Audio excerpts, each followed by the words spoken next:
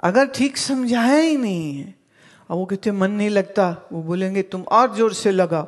फिर कभी कहेंगे तुम्हारे पाप है ना इसलिए मन नहीं लगता, कभी कहेंगे तुम्हारे मन में इच्छा वासना है इसलिए नहीं मन लग रहा, कभी कहेंगे तुम्हारे में श्रद्धा की कमी है इसलिए नहीं मन लग रहा। पर सच्चाई ये है कि उसकी एक टेक्निक है, अगर आप वो टेक्निक को फॉलो करते हैं तो आप ठीक करेंगे, नहीं करते हैं तो फिर दिक्कत हो जाएगी।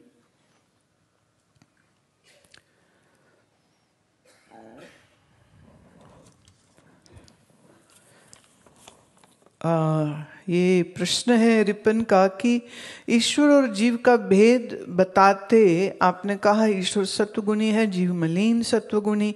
इसमें जीव की मलिनता तो समझ लगी, पर ईश्वर सत्वगुण कैसे, ये समझ नहीं आया। जब ब्रह्म 3 गुणों से परे है तो ईश्वर सत्वगुणी कैसे? मतलब ये तो बात वो हो गई, मैं कह रही हूं कि राम मोटा है और श्याम पतला है, और आप कह रहे हैं नहीं, अभी तो आपने कहा कि श्याम पतला है तो फिर राम मोटा कैसे हो गया? हम 2 बातें कर रहे हैं।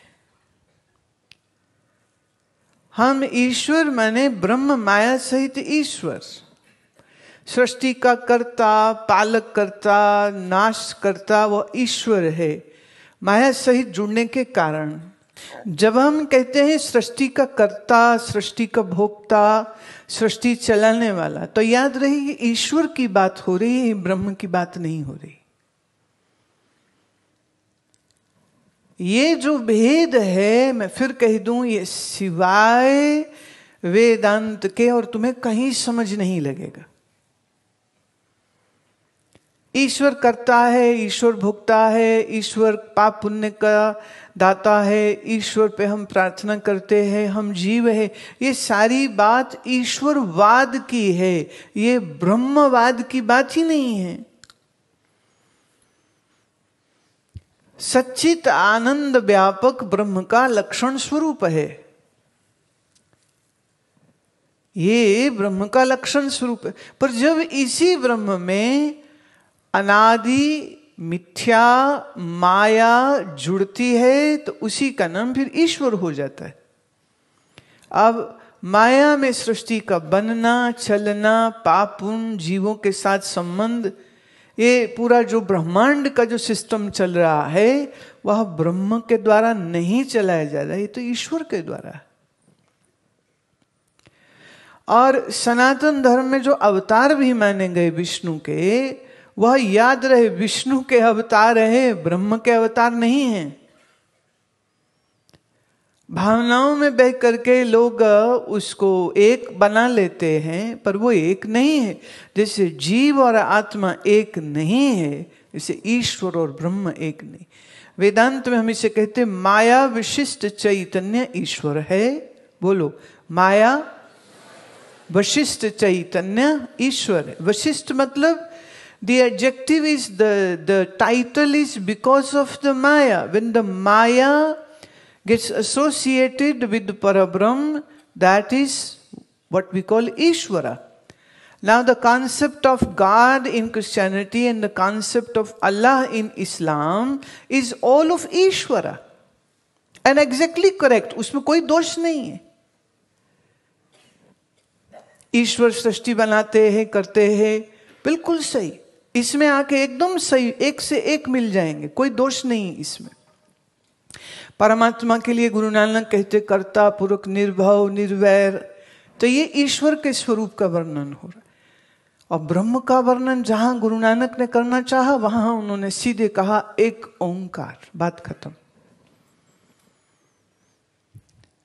तो ब्रह्म और ईश्वर का भेद ये तो रहेगा, जैसे जीव और आत्मा का भेद रहेगा।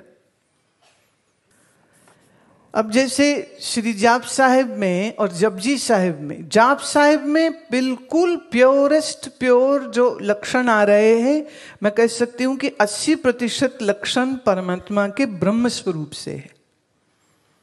अगाधे अबाधे अभंजे अगंजे अनीले अनामे अठामे अकामे, ये गुरु साहब ने जितने शब्द दिए हैं वो सब उस ब्रह्म का वर्णन कर रहा है। पर जहां आया कर्ता पुरख, निर्भव निर्वैर अकाल मूर्त आजोनी, अभी हम बात ईश्वर की कर रहे, जो योनि में नहीं आता, जो मरता नहीं है, जो जन्मता नहीं है, जो अनंत है और जो दयालु है, करुणा सागर है। ब्रह्म करुणा सागर नहीं है। जब हम कहते करुणा सागर, तो ये माया वाले ईश्वर की बात हो रही है और किसी की बात नहीं हो रही। तो ये फर्क जो है, ये पुनः पुनः थोड़ा सुनने की भी आवश्यकता है। अब इसे संतों ने बड़े बड़े अनेक प्रकार से वर्णित किया है। जैसे कहीं कहीं संतों ने कहा, ईश्वर को कहा बाजीगर। बाजीगर मतलब जादू दिखाता है जो।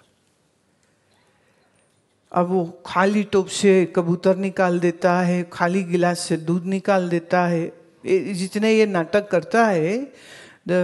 So some places our Mahatmas have spoken the Brahma as Bajigar, the magician who has exhibited this whole universe which actually doesn't even exist. And it's still there. बाजीगर बोला, खेल खेल खेल खेलन अंत को फिर एक। जो खुद खेल से परे है वो जगत का खेल खेल रहा है और एक से अनेक कर रहा है और अंत को फिर एक, पर है ये एक का एक। एक से अनेक हुआ पर वो अनेक वास्तव में है ही नहीं।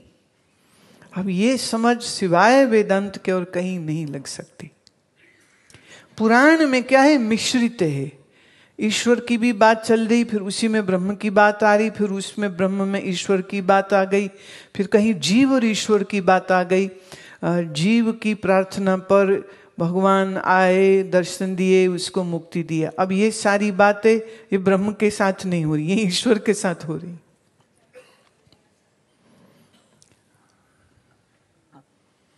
वाह। पर पुराण में भी इस बात से इनकार नहीं किया जा सकता है कि कहीं कहीं बड़ा सुंदर सत्य का उद्बोधन आता है। जैसे कहा, एको अहम बहुश्यामः, मैं एक से अनेक हो जाऊं।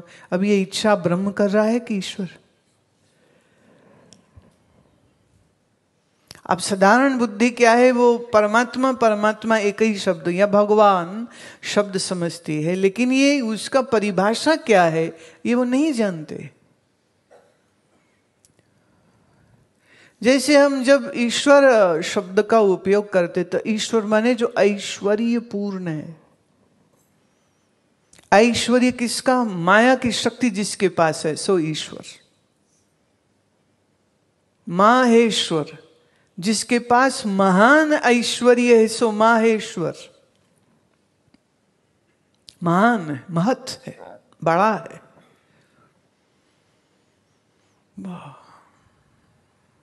तो ईश्वरा सर्वभूतानाम हृदय से अर्जुन तिष्ठति। देखो स्पष्ट वहां ब्रह्म शब्द नहीं कह रहे, वहां ईश्वर शब्द का उपयोग कर रहे। कहां देख? बोले अपने हृदय में ही देख, अपने ही अंतःकरण में देख, वहीं मिलूंगा। पर वही भगवान श्री कृष्ण 13वें अध्याय में बोल देते, क्षेत्रज्ञ चापि मां विद्धि सर्व क्षेत्रेषु भारत। अब वहां कहा, वहां किसकी बात अब वो कर रहे हैं? वहां वो ईश्वर की बात नहीं कर रहे, वहां स्वयं को क्षेत्रज्ञ कह रहे, साक्षी कह रहे हैं कि हर अंतःकरण में जो साक्षी है सो मैं ही हूं। तो एक्चुअली ये साक्षी की पुष्टि नहीं कर रहे, साक्षी ही ब्रह्म स्वरूप है, उसकी पुष्टि हो रही है। अब अगर ये मेरी दो कही बातें अगर तुम्हारे पल्ले नहीं पड़ी तो आपको विचार चंद्रोदय करना ही होगा, क्योंकि इससे ज्यादा स्पष्ट और किसी ग्रंथ में नहीं मिलेगा। Bhagavad Gita can be only understood properly if you have gone through Vichar Chandrodaya, otherwise you will be very mistaken, highly mistaken. भक्त भगवान का रिश्ता जो कह रहे हैं वो भी गीता पढ़ाते हैं, जो सांख्य दर्शन वाले वो भी गीता पढ़ाते हैं, जो योग मानते हैं वो भी पढ़ाते हैं। योग में भी एक निरीश्वरवादी है, एक ईश्वरवादी। निरीश्वरवादी जो ईश्वर की सत्ता ही नहीं मानते, अब वो भी योगी हैं। जैसे शैव है, शैव का लक्ष्य क्या है? अंततः मैं ही शिव हूं, महादेव मैं ही हूं और मुझ महादेव में ही सारा जगत है। अब उनका लक्ष्य ही अलग हो गए। बड़ी सी बहुत सारी बातें हैं, बहुत सारी चीजें हैं जिनको समझने के लिए समय, बुद्धि, अकल और इच्छा और मेहनत सब कुछ चाहिए होता है। अब इस खेल को जो समझ गया वो इस खेल से बाहर हो जाता है, और जो इस खेल को नहीं समझा वो इसी में फंसा रहता है। इस जादू के खेल को जो समझ गया उसी को हम ज्ञानी कहते हैं, और जो इस खेल को नहीं समझा उसी को अज्ञानी कहते। One who has understood this is all illusion and projection of my mind is out of this game. That's why we call the person liberated. Now no more will fall for this magic called universe. Universe is nothing but projection of your own mind. The one who has understood this can't be a victim of it. The day you say I am a victim, this means you don't know what the reality is. Wow.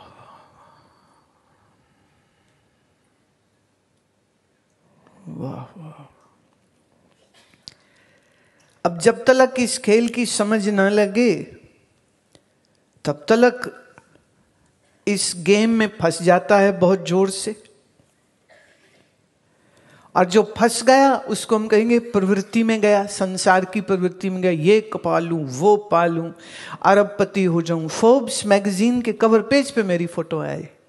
कई लोग तो इसीलिए business किए जा रहे, रोटी नहीं खाते, सोते नहीं हैं, ब्लड प्रेशर बढ़ जाते हैं, नींद आती नहीं है, रात भर करवटें बदलते रहते हैं, पर मेहनत कर रहे हैं कि वो ट्रिलियनेयर हो जाएं, ट्रिलियनेयर हो जाएं और टॉप ऑफ द लिस्ट उनका नाम हो, और फिर उनका नाम जो है वो फोर्ब्स मैगजीन के कवर पेज पे छपे। उनकी पूरी जिंदगी का ख्याल यही है, ऑब्जेक्टिव टारगेट यही है, टू बी रिच,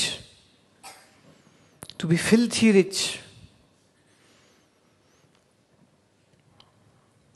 इसी को स्वामी ब्रह्मानंद कहते, कौड़ी को तो खूब संभाला, लाल रतन क्यों छोड़ दिया। झूठे जग में जी ललचा के असल रतन क्यों छोड़ दिया। पर जो इन कौड़ियों के पीछे पड़े हुए हैं उनको तो यही सब कुछ लगती है। अब किसी का लड़का हुआ पैदा 3 लड़कियों के बाद, अब लड़का प्यारा लग रहा है, लड़के को चूमते रहते हैं, सारा दिन गोद में उठाए घूमते रहते हैं। लड़के का नाक बह रहा है तो भी चूमते रहते, वो भी उनको स्वाद लगती होगी, उसी को लिए लिए घूमते रहते हैं। देखो वो हंसा, देखो वो खेला, देखो अब बोला, देखो अब ये माँ बोला, देखो अब ये पापा बोला, देखो आज इसने नीला ड्रेस पहना, आज पिंक पहना, आज ये किया, आज वो किया। लगे पड़े उसमें, हार्ड मास के उस पुतले को सजाने संवारने और अपनी ममता उस पे बिखेरने में लगे। फिर उसको साहिब तो कहते हैं, फिर हार्ड मांस नाड़ी को पिंजर, एक पंखी बसे बेचारा। हड्डी मांस के इस पिंजरे में पड़े प्राण रूपी पक्षी को तो देखते नहीं, और भीतर अंतरात्मा देखते नहीं, जीव है देखते नहीं, बस खाली शरीर को पकड़े रहते। अब इस शरीर पे डिजाइनर ड्रेस होनी चाहिए, अब इस शरीर के अंदर बड़ा महंगा भोजन जाना चाहिए, अब इसको ये खिलाओ, अब इसको ये पिलाओ, वो उसी में पगलाए रहते।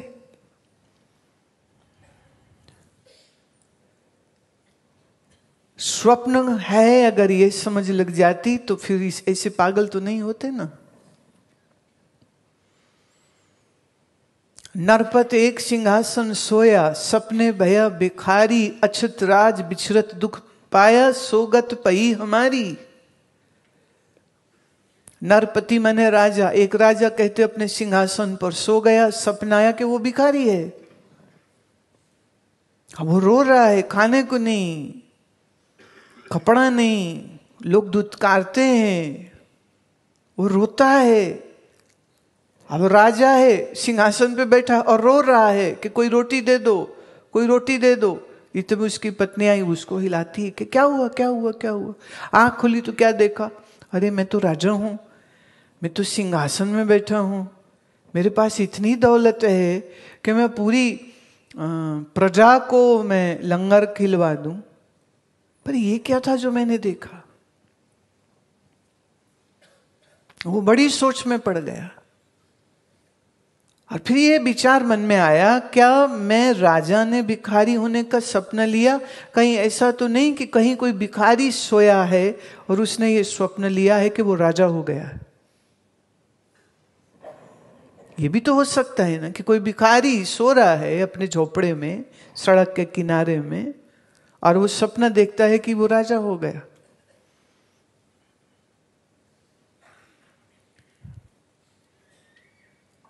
और गुरु साहब कहते हैं जिस जो खुली आंख में देख रहा है ये भी सपना, और जो आंख बंद करके देख रहे हो वो भी सपना। जैसे सपना रैन का तैसो ए संसार। और मैं ये समझती हूं कि अगर आप कुछ सच में प्राप्ति जीवन में करना चाह रहे हैं तो पाठ पढ़ने की गाड़ी मत छोड़ा करो, उस पाठ को थोड़ा समझ भी लिया करो। और जो भी गुरु नानक से प्यार करते हैं उनको गुरु तेग बहादुर की इस वाणी को बार बार दिन में सुनना चाहिए, उसके अर्थ समझने चाहिए। जैसे सुपना रहन का तैसो है संसार। आदि शंकराचार्य की कही गई पंक्ति ब्रह्म सत्यम जगत मिथ्या, ये उसी का एक दूसरा रूप है, दूसरी भाषा में है। जैसे सुपना रहन का तैसो है संसार, और इसमें सच कुछ भी नहीं।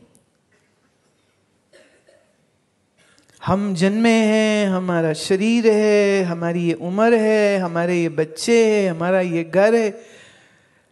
गुरुदेव कह रहे हैं सब सपना है।